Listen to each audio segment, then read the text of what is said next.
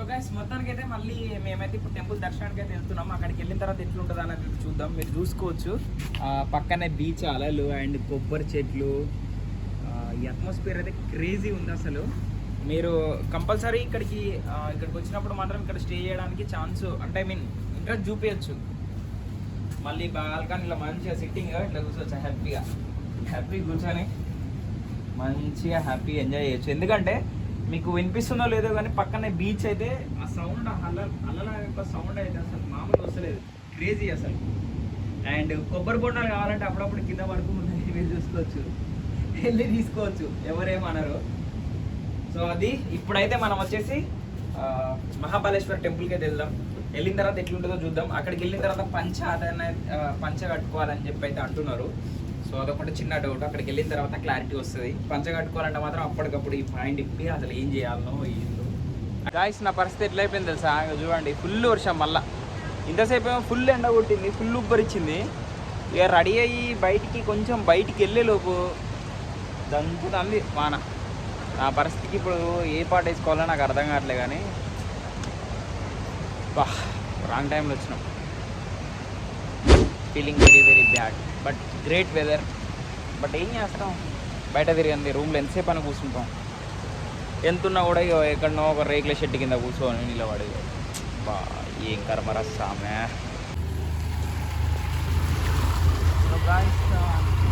ఇప్పుడే వర్షం అయితే తగ్గింది. మళ్ళీ మేమైతే ఫస్ట్ ఫుడ్ తిన్న తర్వాత ఎక్కడికి పోదాం డిసైడ్ అవుదామని మేము అనుకుంటున్నాం. కానీ అసలు ఫుడ్ తినే ప్లేస్ దగ్గర కూడా పోలేకపోతాను. మేబీ ఇప్పుడైనా పోతానో చూద్దాం.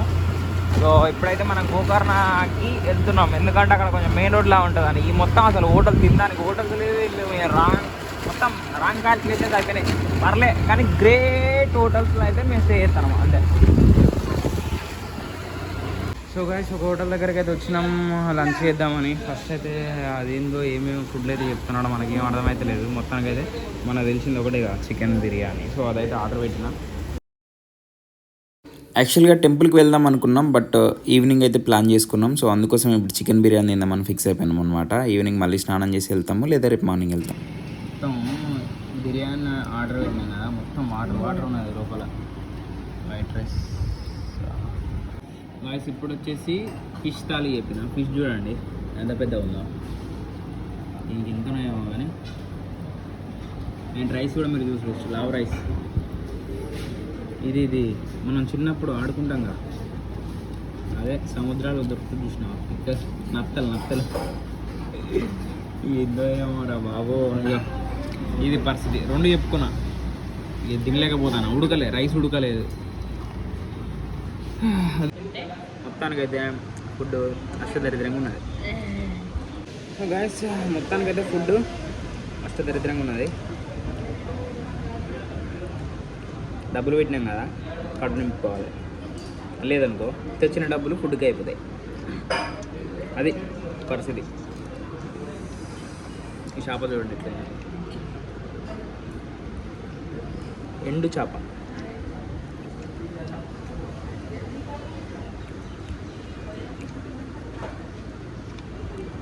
పొద్దు నుంచి ఎన్ని గాయస్ ఇక్కడ మీరు చూసుకోవచ్చు, ఏంది చిగురు పుల్లలు అండ్ సోంపు. 270 రూపాయలు అయితే అయింది. మళ్ళీ ప్రయాణం స్టార్ట్. గవర్నమెంట్ స్కూల్ అనుకుంటా. గాయస్ ఇప్పుడైతే లంచ్ అయిపోయిన తర్వాత మేము వచ్చేసి ఫస్ట్ డెస్టినేషన్ మిర్జాన్ ఫోర్ట్కి అయితే మేము వెళ్తున్నాము. మీరు చూసుకోవచ్చు, అక్కడ ఇల్లు కూడా కనిపిస్తుంది. ఇల్లు, బోట్లు, క్రేజీ ఉంది అసలు. జస్ట్ లైక్ గోవాలానే ఉన్నది. నాకైతే గోవానే అనిపిస్తుంది. కాకపోతే పబ్లిక్ అయితే అసలు లేరు, అసలుకి కనబడతలేరు. అదేంటో ఏమో. ఇక్కడ నుంచి వచ్చేసి మనకైతే 20 కిలోమీటర్స్ ఉంది. ఆ 20 కిలోమీటర్స్లో మన పోలీసులు ఉంటారా, ఎవరు ఉంటారా, అసలు ఏంది ఏం అర్థమైతే వస్తలేదు. మొత్తానికి అయితే పోతాను. అక్కడికి పోయిన తర్వాత కలుసుకుందాం. బాయ్. సో గైస్ ఇప్పుడైతే మనం మిర్జాన్ ఫోర్ట్కి దగ్గరలో ఉన్నాము. మీకు ఒక దిష్టి బొమ్మను చూపిస్తా. ఈ ఏరియా చూడండి, మీరు ఖచ్చితంగా భయపడతారు, 100% భయపడతారు. వామ్మో ఇప్పుడు కూడా భయపడ్డా. నేను వచ్చినప్పటి చూస్తానా, ఇప్పుడు కూడా భయం అవుతుంది నాకు. మీకు కూడా చూపిస్తా. మీరు కూడా భయపడాలి. ఇప్పుడైతే మనం బోటింగ్ వెళ్తున్నాం, అందరూ అక్కడి నుంచి వస్తున్నారు అనుకుంటా. Let's go. మిర్జాన్ ఫోర్ట్కి అయితే మనం వచ్చేసినాం. సో చూద్దాం అసలు ఏముంది, దీని కథ ఏంది మొత్తం తెలుసుకున్న ప్రయత్నం అయితే చేద్దాం. బైక్స్ అయితే లోపల వాళ్ళకి పర్మిషన్ లేదు. సో గైస్ ఇదే అన్నమాట మిర్జాన్ ఫోర్ట్ వచ్చేసి. మస్తున్నది, కానీ పబ్లిక్ ఇక్కడ కూడా ఎవరు లేరు. గాయస్ ఈ కోట గురించి మనం మాట్లాడుకుంటే ఇది వచ్చేసి మనకు ఉత్తర కన్నడ, అంటే అది ఒక జిల్లా పేరు అనమాట. సో దాంట్లో మిర్జాన్ అనే ఒక గ్రామంలో ఉంది ఇది. ఇప్పుడు మనం గోకర్ణ నుంచి మీరు చూసారు కదా, ఆల్మోస్ట్ 22 నుంచి 23 కిలోమీటర్ డిస్టెన్స్లో అయితే ఉంది. కానీ వచ్చే దారి మాత్రం చాలా బాగుందన్నమాట. అంటే రోడ్డు ఏ డిస్టర్బెన్స్ లేకుండా హైవే రోడ్డు. సో మీరు చాలా ఈజీగా రావచ్చు. దీన్ని మనం రావాలంటే ఈ కోట టైమింగ్స్ వచ్చేసి మార్నింగ్ 8 o'clock నుంచి ఈవినింగ్ 5:30 వరకు అయితే ఉంటుంది. ఎంట్రీ ఫీజు అయితే ఏముండదు అనమాట. మనకు కావచ్చు, అవుట్ ఆఫ్ కంట్రీ నుంచి వచ్చిన వాళ్ళకు కూడా అమౌంట్ అయితే లేదు, అందరికీ ఫ్రీ ఎంట్రీ అనమాట. ఇప్పుడైతే మనం లోపలికి వెళ్తున్నాము. ఇప్పుడు మనమైతే లోపలికి అయితే వచ్చేసాము. పబ్లిక్ అయితే ఎవ్వరు లేరు. మాతో పాటు ఒక అవుట్ ఆఫ్ నుంచి వచ్చిన ఒక పర్సన్ మాత్రమే మంచి ఫోటోషూట్స్ అయితే తీసుకుంటుండు. సో తను తప్ప ఇంకా ఇప్పటివరకు అయితే ఎవరు కనిపించలేదు. పైకి కూడా వెళ్దాము, ఎట్లుంటుందో మీరు చూడండి. అస్సలు ఫోటో సెక్షన్కి మాత్రం వీడియోలు కానీ ఇన్స్టాగ్రామ్లో ఏదైనా పోస్ట్ చేసుకోవడానికి కానీ, అంటే రీల్స్ కోసం మాత్రం మామూలుగా ఉండదు, అసలు ఒక రేంజ్లో ఉంటుంది. అక్కడి నుంచి వచ్చేసినాం.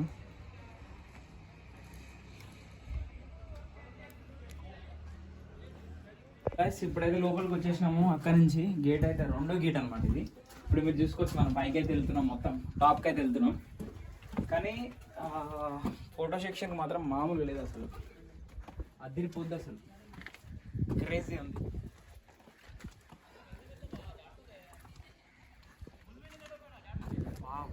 ఇంకొక స్టెప్ కూడా మనం పైకి వెళ్ళొచ్చు. ఈ కోట నిర్మించింది మాత్రం రాణి చైనా బైరాదేవి అనమాట. 1552 నుంచి 1606 వరకు మాత్రం తను పరిపాలించింది ఇక్కడ ఈ కోటని. ఇది మొత్తం వచ్చేసి ల్యాండ్ 10 ఎకరాలు ఉంటుంది అనమాట. 10 ఎకరాలనైతే ఈ కోటని అయితే కట్టడం జరిగింది. మాత్రం ఫోటోలకు మాత్రం మామూలు లేదు తెలుసా. ఫోటోలు వీడియోలకు ఇన్స్టాగ్రామ్ రీల్స్ పెట్టుకోవడానికి మాత్రం అదిరిపోయే లొకేషన్ ఇది. సూపర్ ఉంది. అందరూ అదే పనులు ఉన్నారు, నేను కూడా కొంచెం దిగిన. సో గైస్ ఫుల్ ఉబ్బరిస్తుంది, ఎండ అయితే కొడుతుంది అనమాట. మొత్తం కారిపోతున్నాయి చెమటలతో. సో ఇది ఫైనల్గా ఈ కోట. ఇప్పుడు మనం వచ్చేసి నెక్స్ట్ ఓమ్ బీచ్కి అయితే వెళ్తున్నాము. ఇక్కడ నుంచి 4 kilometers అయితే ఉంది ఓమ్ బీచ్. సో అక్కడికి వెళ్ళిన తర్వాత చూద్దాం ఓమ్ అంటే ఇట్లా ఉంటుంది అనమాట. సో చూద్దాం అది నిజంగా ఉంటుందా లేదా అనే క్వశ్చన్ మార్క్. మీరు చూసుకోవచ్చు, మనం వెళ్తుంటే ఓమ్ బీచ్కి వెళ్తుంటే దారి చూడండి ఎంత బ్యూటిఫుల్ ఉంది అసలు. చుట్టూ కూడా చెట్లు, మధ్యన రోడ్డు కూడా కొత్త రోడ్డు, బెంజ్ కార్లా ఉన్నది. బండైనా కూడా మనం బెంజ్ కార్లో పోయిన ఫీలింగ్ అంతకు మించి వస్తుంది. అంత బ్యూటిఫుల్ ఉంది ఇక్కడ.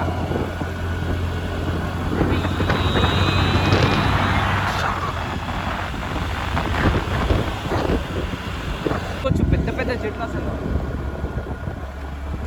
క్రేజీ అంటే క్రేజీ ఉంది. ఫోటోలు దిగేటోళ్ళకి మాత్రం పండగ అసలు. ఇక ఎవ్వరు డిస్టర్బెన్స్ లేదు. మళ్ళీ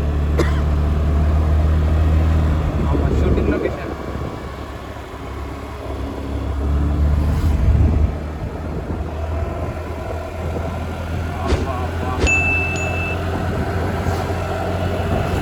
చెట్లు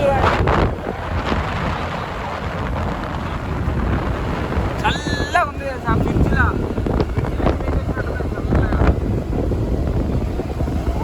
గడ్లీ బీచ్. ఇది వచ్చేసి గుడ్లీ బీచ్. సో దీని పక్కన వచ్చేసి మనకి ఓమ్ బీచ్ ఉంటుంది అనమాట. అంటే మనకి కింది వరకు పోవాలంటే నాకు తెలిసి దారిలే కానీ క్రేజీ అంటే క్రేజీ ఉంది. మీరు మాత్రం అస్సలు మిస్ అవ్వకండి.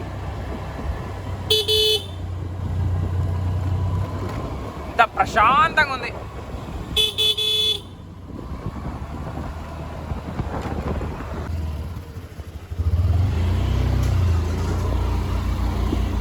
పబ్లిక్ ఉన్న ఫ్రెండ్స్, మనం వచ్చేసి ఇప్పుడు ఓమ్ బీచ్ దగ్గరకు వచ్చేసినాము. ఇంతమంది ఉంటారని అస్సలు అనుకోలే నేను. మొత్తం ఇక్కడే ఉన్నట్టుంది, జనాలు ఎక్కడ కనపడలే. టీజీ మన తెలంగాణ బండ్లు అయితే బూరడని కనపడతాయి.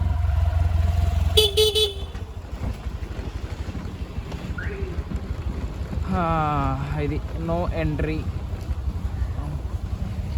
ఫైన్ 500. ఓకే.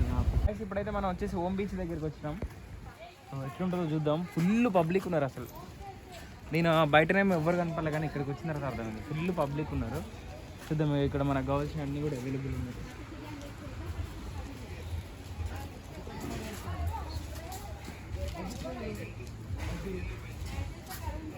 గైస్ మీరు చూసుకోవచ్చు మనం ఓం బీచ్కి వెళ్ళే దారి ఏ విధంగా ఉందో. పైనుంచి మనం డౌన్కి అయితే దిగుతున్నాం. సో మీకు కనిపిస్తుంది కదా, అంతా బీచే. అమ్మో చాలా కిందికి వెళ్ళాలి, అదే పెద్ద టాస్క్ ఇప్పుడు. ఇదంతా వచ్చేసి బీచ్. వావ్, ఎంత బ్యూటిఫుల్ ఉంది తెలుసా, అసలు మామూలు లేదు. ఇక్కడ మీరు చూసుకోవచ్చు మన నచ్చినవి అన్నీ వేస్తున్నారు అనమాట. ఇక్కడ హెయిర్ బ్యాండ్స్ ఇవి.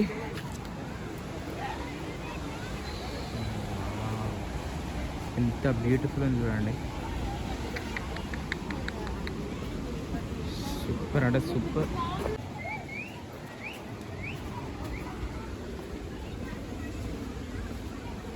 ఓం బీచ్ అందరు ఫోటోలు దిగుతున్నారు చూడండి, ఎంత బాగుంది అసలు.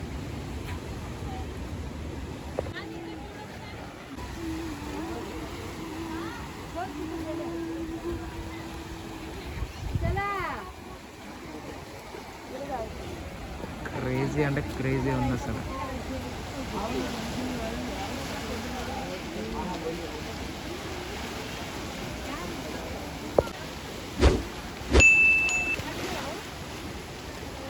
నైస్. మీరు చూసుకోవచ్చు ఓం బీచ్ అంటే ఓం లాగా ఉంటుంది అనమాట. జస్ట్ 3 అవుతున్నది అండ్ మధ్యలో అడవి అవుతున్నది అనమాట. సో ఇది ఓం బీచ్, కానీ మస్తు అంటే మస్తు ఉన్నది, మామూలు లేదు అసలు. ఇట్లా ఇక్కడికి వచ్చిరనుకోండి, ఓం బీచ్కి వస్తే మాత్రం మంచిగా ఫ్యామిలీతో వచ్చిన, ఫ్రెండ్స్తో వచ్చిన, అట్లా గ్రూప్ వచ్చినా కూడా బోలెడంత మంది ఆంటీలు ఉన్నారు ఇక్కడ. ఆంటీలు అయితే ఫుల్ స్టిల్స్ దిగుతున్నారు. అంటే మీరు అర్థం చేసుకోవచ్చు, ఆంటీలే దిగుతారంటే ఇక మీరు వస్తే ఇంకెన్ని దిగొచ్చో అర్థం చేసుకొని ఓం బీచ్ కంపల్సరీ రండి.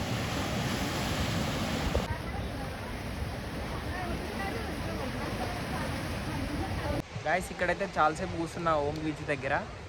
ఇక్కడ కూర్చొని కొంచెం సేపు వ్యూని అయితే ఎంజాయ్ చేసిన. ఇక్కడ మస్తున్నది. వ్యూని ఎంజాయ్ చేసిన తర్వాత నెక్స్ట్ వేరే బీచ్ దగ్గరికి వెళ్దామని చూస్తున్నా, కానీ టైర్డ్ అయిపోయినా చాలా. చూద్దాం.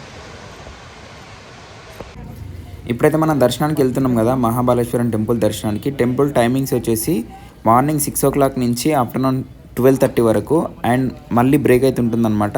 5 o'clock నుంచి 8 o'clock వరకు మాత్రమే టెంపుల్ ఓపెన్ ఉంటుంది. సో అదైతే మీరు చూసుకోండి.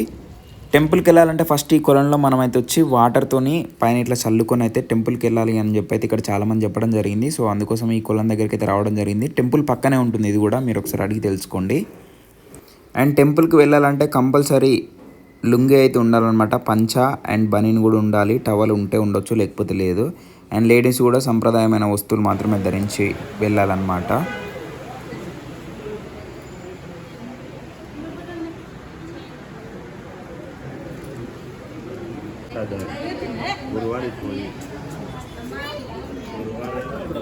మొత్తానికైతే దర్శనం అయిపోయింది. వీళ్ళు ఇట్లా ఏమి అమ్ముతా ఉన్నారు, మనం కావాల్సినవి తీసుకోవచ్చు అనమాట.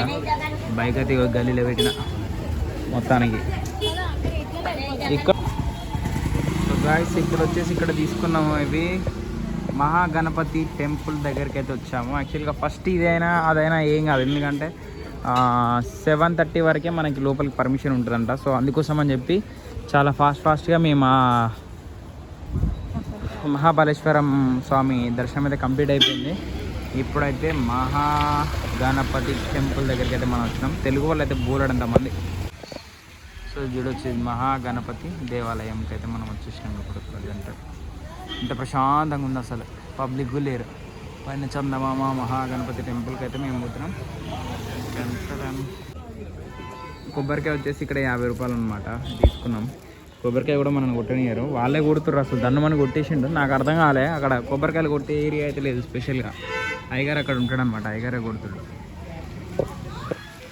మొత్తానికి గణపతి స్వామి టెంపుల్ అండ్ మెయిన్ టెంపుల్ దర్శనం అయితే అయిపోయింది. చలో గో టు రూమ్.